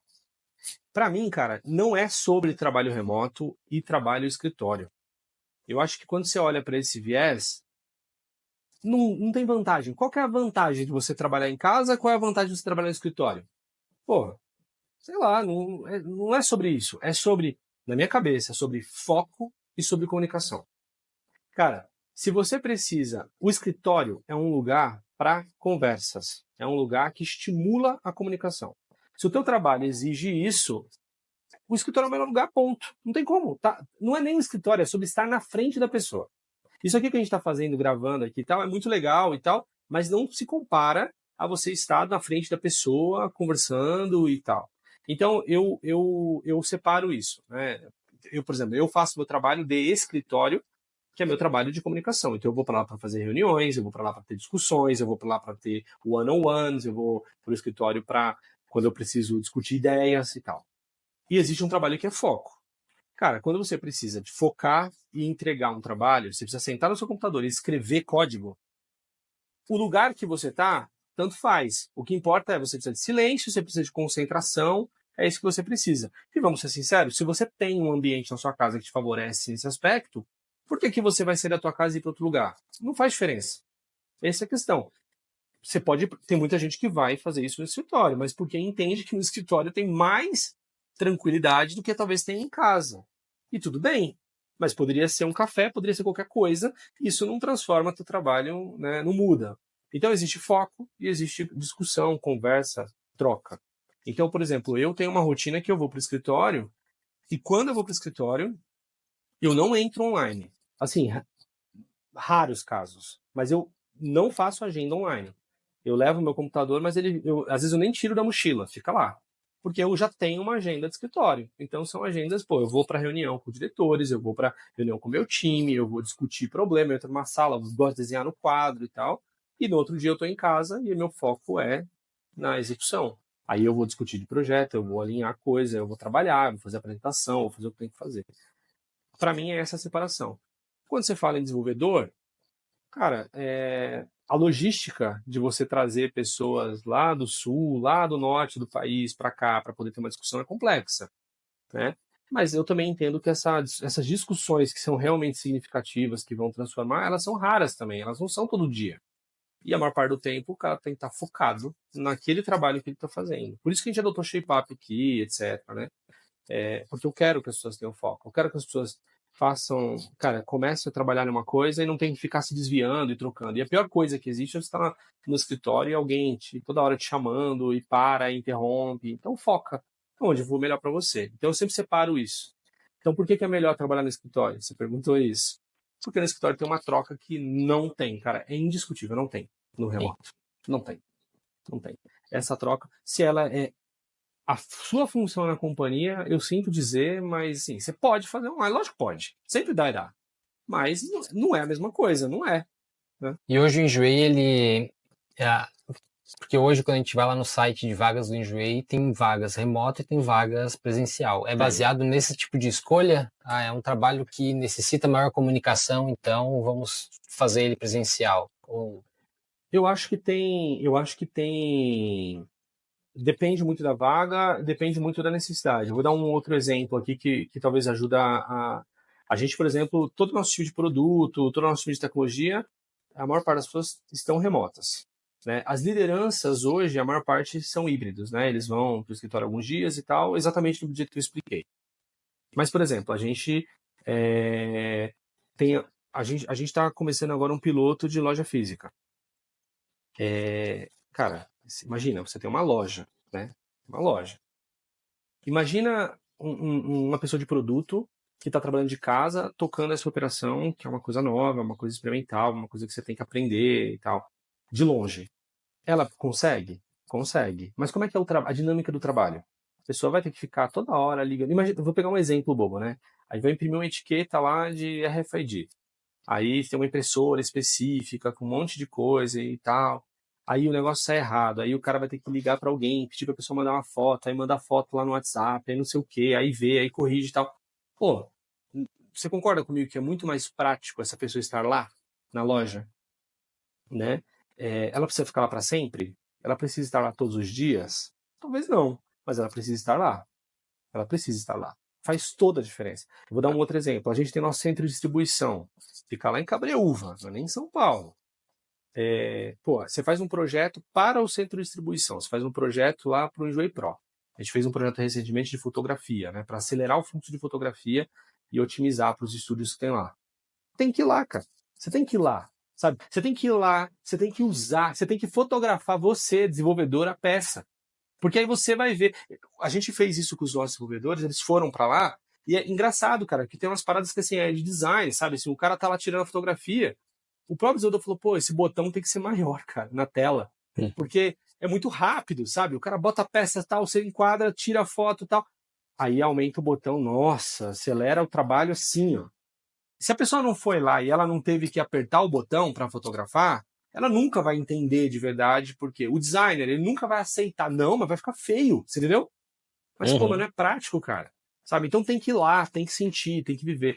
Então isso não tem como. Aí, assim, eu sou talvez a pessoa mais a favor do trabalho remoto que você vai conhecer, cara. Eu adoro, acredito pra caramba no trabalho remoto. Numa época em que ninguém trabalhava remoto, eu era a pessoa que questionava sobre, pô, tem que trabalhar remoto. Mas porque eu acredito em foco. Eu acredito que o desenvolvedor ele precisa de atenção, concentração, foco. Mas tem horas que não tem como escapar. Então, dependendo da função, eu acho que tem que ter essa mistura. E aí, quando você olha lá, tem cargos que são remotos, tem cargos que são escritório, a maior parte das vezes são baseados nisso sim, né? Sobre como a gente quer que aquela pessoa interaja no todo, né? E aí a gente apresenta a posição para adequar a necessidade. Ótima reflexão que você trouxe, baseado muito aonde o trabalho é melhor executado, né? E dando motivos para onde, né? E assim, mas tem para todos, né? Eu acho que tem sempre vai ter opção, mas a gente tem que fazer escolhas, né? Sobre como a gente vai executar o melhor trabalho. Qual que seria o melhor cenário? Todas as pessoas tivessem a conveniência e fosse fácil para você poder ir para o escritório sempre, né? Todo mundo morasse perto do trabalho e pudesse sempre escolher sobre ir ou não ir e tal, seria o ideal, mas não é a nossa realidade, Não, né? Então, a gente abre exceções, claro, pô, se eu tiver que contratar o melhor profissional e esse melhor profissional ele morar lá no interior de não sei aonde e ele não puder vir para o escritório, eu vou ainda assim prefiro contratar esse melhor profissional, né? Eu quero essa pessoa trabalhando comigo. E talvez não vai ser a melhor escolha, eu vou ter que lidar com situações em que, por exemplo, poxa, se eu trouxesse esse cara e ele estivesse aqui no escritório, seria muito mais rápido tomar essa decisão, mas para eu ter essa pessoa nessa situação, eu tenho que manter lá. Ok, meu time está tudo espalhado. Seria bom trazer eles mais vezes, mais frequentemente para ter discussões? Seria, mas não é conveniente, não funciona, não é. Então eu aceito. Mas sempre que é possível fazer isso, é fato que deveria ser feito, né? legal. Isso traz também essa questão da autonomia que você tem, né? E falando em autonomia, o que mudou no Enjoei após o IPO, que é a oferta pública inicial na Bolsa de Valores? Cara, Para a parte de tecnologia em si. o IPO, assim, tem algumas coisas que mudam drasticamente, assim, né? Porque quando você se torna uma empresa de capital aberto, você passa a ter reportes mais frequentes para o mercado, você é mais visível para todo mundo o que está acontecendo na companhia, né? Antes do IPO, você tem, obviamente, investidores, pessoas que estão ali exigindo de você auditoria, relatórios, etc., mas é um grupo fechado, né? É mais fácil você explicar para as pessoas o que está acontecendo, sabe? Então, se você tomou uma decisão numa direção, você senta numa mesa e você consegue explicar para todo mundo naquela mesa com muita transparência e clareza aquele movimento que você está realizando. Quando você vai falar para o mercado como um todo, não dá para fazer isso, né? Então você dá os números e tal, e você tem que as pessoas têm que interpretam ele talvez de formas diferentes e tal. Então essa exposição ela muda muito a sua rotina de trabalho. E aí isso talvez o maior desafio é quando você tem que tomar decisões importantes pensando no longo prazo, né? Porque de novo, quando você está ali com o investidor, você senta, você discute, você explica, a pessoa tem um espaço para argumentar e tal, e você toma uma decisão e todo mundo está alinhado, né? O mercado não, né? O mercado está o tempo todo pedindo, exigindo, mudando. Então, você ter resiliência de manter o foco naquilo que você acredita, e apesar de você ficar ouvindo tanto barulho de fora, é difícil. Talvez é uma grande mudança, assim, é difícil.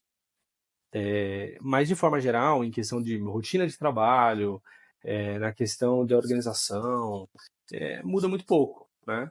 Você passa a ter, obviamente, algumas necessidades para cumprir requisitos que uma empresa de capital aberto precisa cumprir, né? Então, tem alguns processos que você precisa estabelecer para ser uma empresa mais organizada e etc e tal, mas nada que eu achei que trouxe algum malefício para a companhia. Pelo contrário, tudo deixa coisas mais organizadas, Uhum. né? Então é uma grande mudança. Mas eu não diria que mudou drasticamente, né? A gente continua trabalhando com o mesmo foco, do mesmo jeito, com a mesma estratégia, assim, de trabalho, mesmo processo, enfim. Esses desafios que você citou, eles são muito mais para a sua gestão do que para o time. Sim, assim, acho que para os desenvolvedores, para quem está trabalhando dentro da companhia, a única coisa que talvez mude é que você passa a ter que conhecer mais os números da companhia, você tem essa exposição, né? Então é mais fácil de você entender talvez o que está acontecendo com a companhia, para onde ela está indo, os números, como a empresa está se comportando. Por exemplo, você trabalhou aqui no Enjoei. né? Na tua época, você sabia, por exemplo, quanto que a empresa tinha de caixa? Acho que eu lembro que eu Você acho que eu lembra? sabia. A gente falava É, sobre isso? Nem todo acho que mundo sim. tinha esse número, né? Nem todo mundo É. tinha essa informação, né? Hoje é muito fácil ter essa informação. Você entra lá no site de RI e tá lá, né? Você Mas eu tem sabia todas as porque eu acho que eu era informações. ainda um momento que era muito pequeno, né? Quando assim Talvez, que a gente entrou e talvez tinha mais exato, transparência e tal. exato. Então isso, mas não muda nada no teu trabalho, né? Para quem Sim, está desempenhando uma função dos times, não muda nada. entendi. E a baixa ou a alta das ações também não afeta a questão de moral do time, por exemplo. Ah, um pouco afeta, é inegável.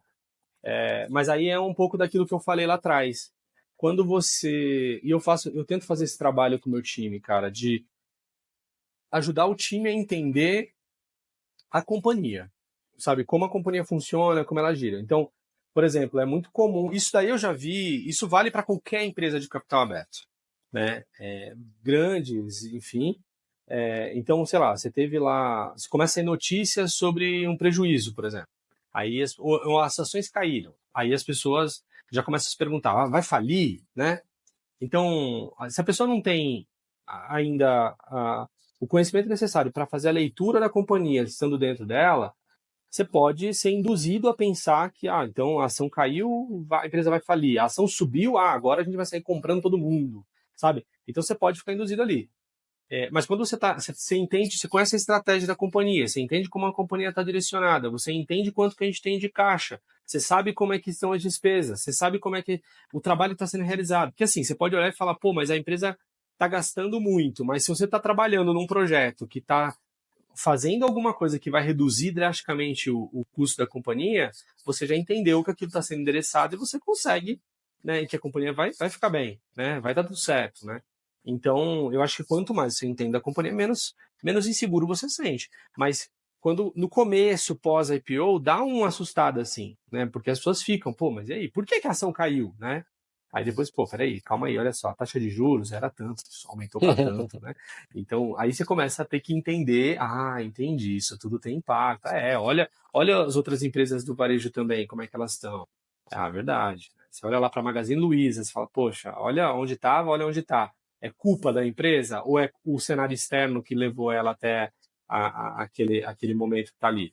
Aí você entende isso e fica um pouco mais tranquilo, né? Hoje eu acho Sim. que quem está aqui entende bem, consegue ter bastante clareza sobre o momento da companhia, né, e tal, e isso deixa o trabalho um pouco mais tranquilo, né, porque a gente sabe Legal. o que a gente está fazendo, né?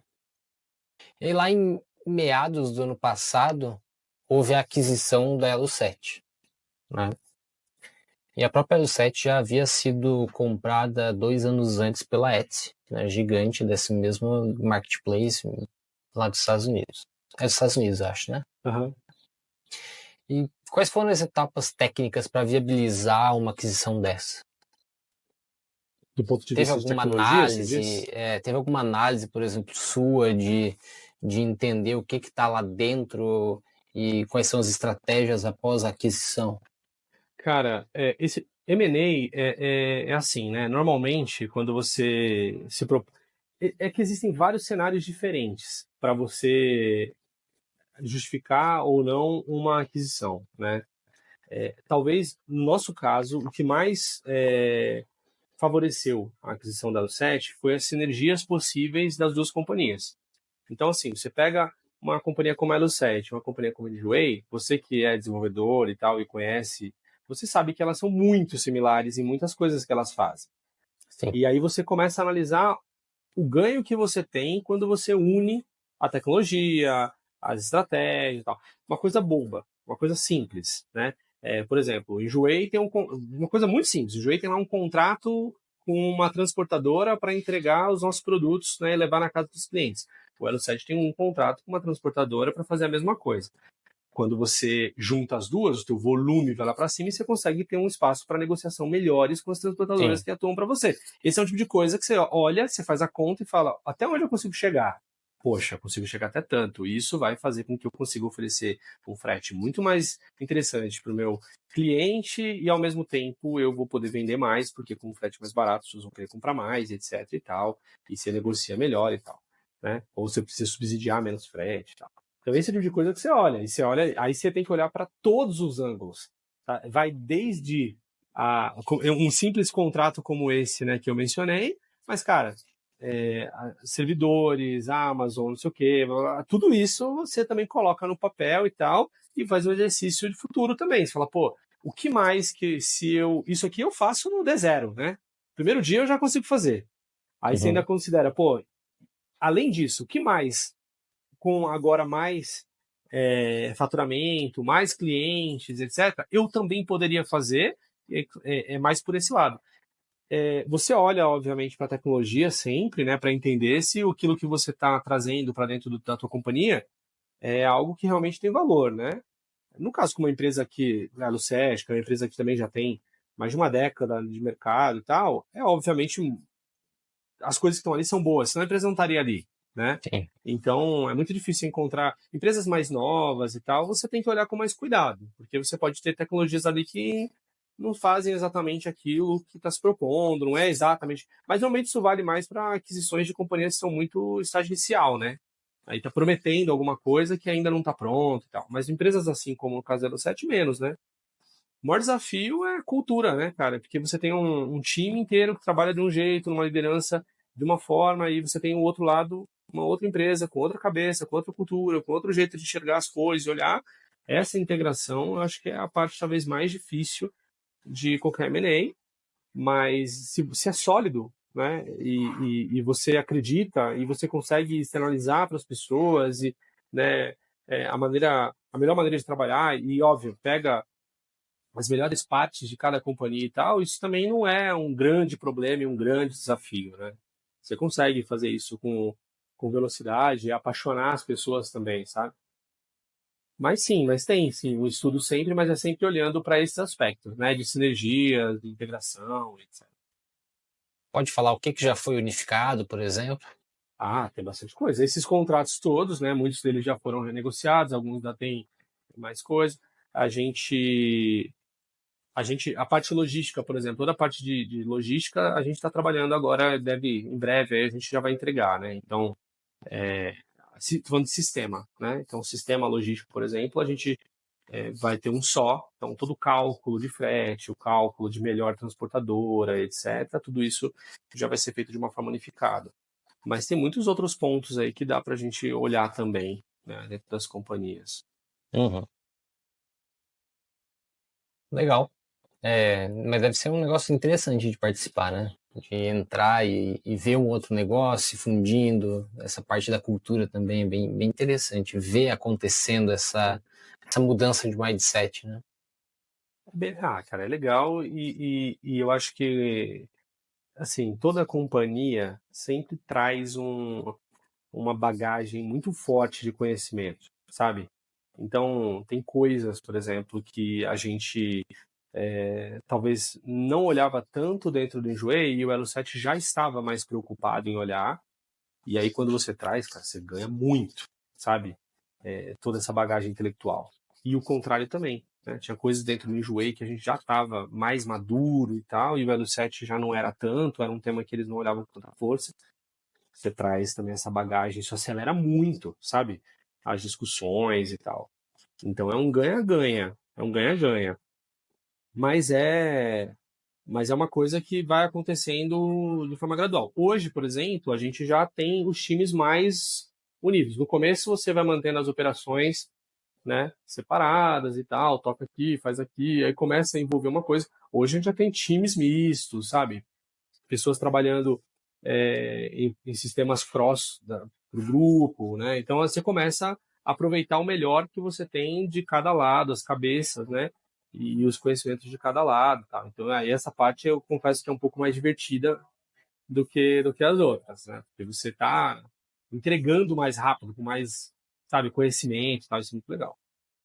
E não pode ser abrupto, né? Tem que ser aos poucos, senão dá um choque ali. Tem que ser, tem que ser. Até porque software leva tempo, né, cara? As coisas não são assim, né? Qualquer mudança que você quer fazer, qualquer estratégia que você coloca, você tem que ter um pouco de calma para fazer as coisas direito, bem feitas, né? Então leva tempo e tal.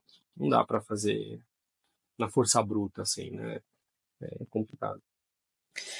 E com esse boom de inteligência artificial que está acontecendo aí, eu já até vi uns posts seu no LinkedIn sobre algumas iniciativas dentro do Enjoei.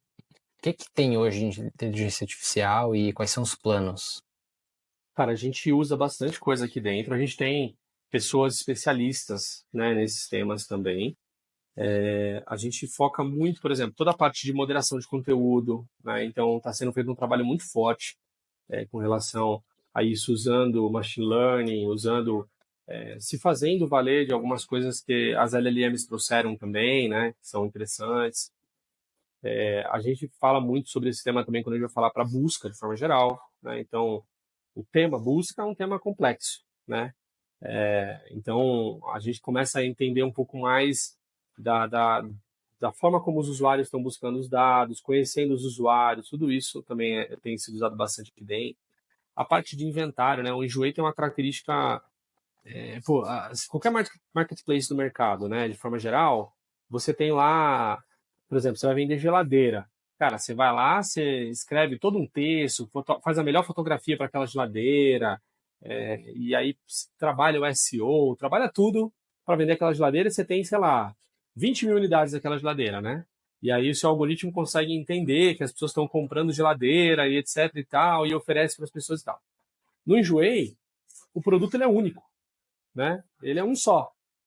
Então, a pessoa que postou aquela bolsa, aquela bolsa só tem aquela, mas tem bolsas iguais, mas naquele estado, porque às vezes aquela bolsa é novinha, com etiqueta, que ninguém nunca usou, ela tá linda, e ela tem às vezes uma fotografia tirada num ângulo diferente, etc e tal, características muito únicas. Tem uma outra que talvez já está um pouquinho mais usada e tal, é da mesma marca, é igual, da mesma cor, mas elas são diferentes, né?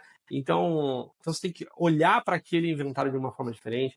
Você está falando de pessoas, né, no marketplace convencional, que são a indústria, né, ou às vezes até o B2C, né, que está cadastrando aquele produto, então tem todo um trabalho e tal. Ali está falando de uma pessoa física, né, na casa dela, com o celular dela, fotografando as peças dela. Talvez o background não é tão bom, talvez a fotografia ela não é uma especialista, então o texto não está tão elaborado, falta dados, etc. E tal. Então tem muito trabalho em cima de inventário, muito trabalho sendo feito em cima de inventário, para análise de fotografia, para análise do texto, para ajudar o usuário a melhorar o texto, para direcionar o usuário para como cadastrar o produto da forma correta, para garantir que a foto não está desfocada. Às vezes acontece, né? Você tira a foto, mas a qualidade não dá, a foto não dá para ver as características do produto com clareza, isso atrapalha na venda, ajudar a precificar o produto. Então tem muita coisa sendo feita em cima disso. E a gente usa bastante machine learning para isso, a gente usa muito assim, dados para poder fazer esse tipo para construir esse tipo de produto. E vocês constroem os próprios modelos ou têm utilizado muito do que o mercado já está oferecendo?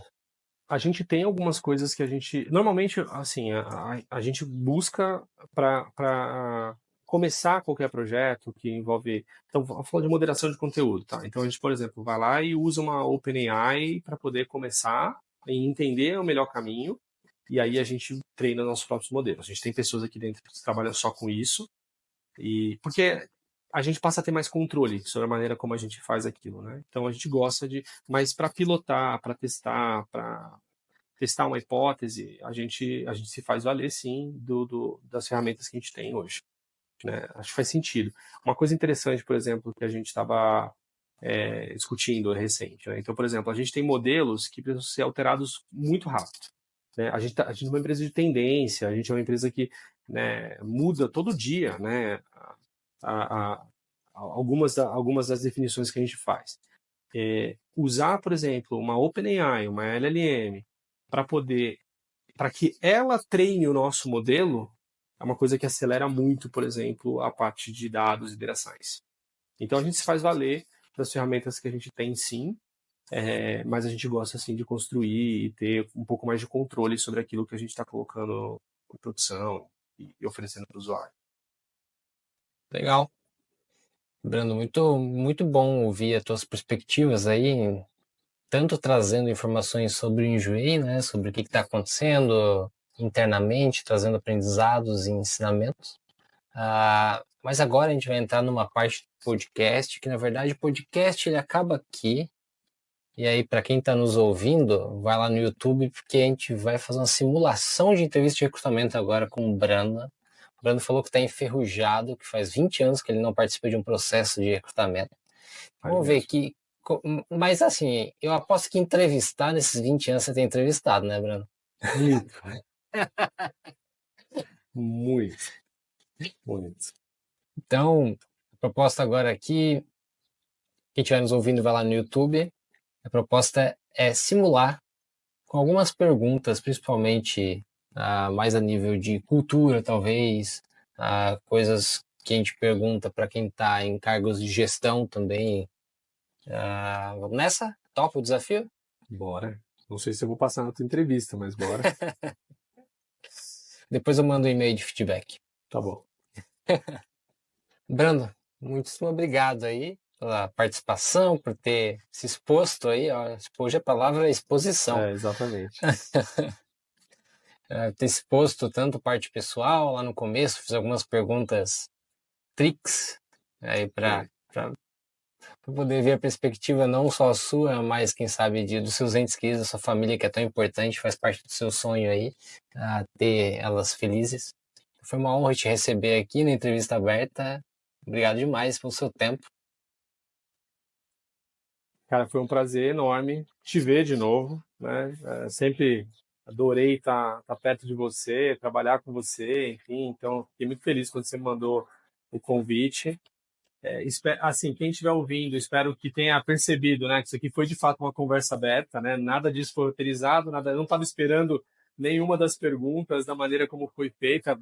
Achei excelente a maneira, Caju, e espero ter respondido de coração, com sinceridade. Isso é uma coisa que eu acho que eu gosto de passar para as pessoas, e se de alguma maneira isso aqui chegar em alguém, né, e a pessoa se sentir identificada de alguma forma, é essa paixão pelo que a gente faz, né? Adoro o que eu faço, amo o que eu faço, de verdade, assim, não faria diferente.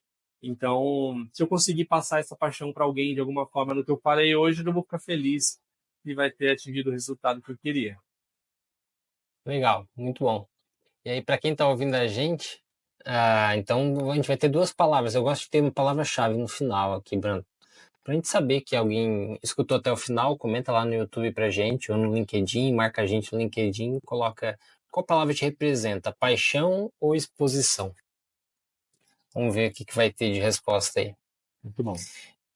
E, pessoal, esse podcast é apoiado e patrocinado pela Code One, que é uma consultoria de tecnologia com foco em desenvolvimento e infraestrutura. Então, seja para tirar uma ideia do papel, melhorar a performance, a qualidade do seu time, ou diminuir custo de infraestrutura, basta entrar em contato com a gente que eu vou conversar com você e ver o que a gente pode colaborar com o seu projeto. Então, codeone.com.br. Brando, muito obrigado mais uma vez e até a próxima. Valeu, Caju. Tchau.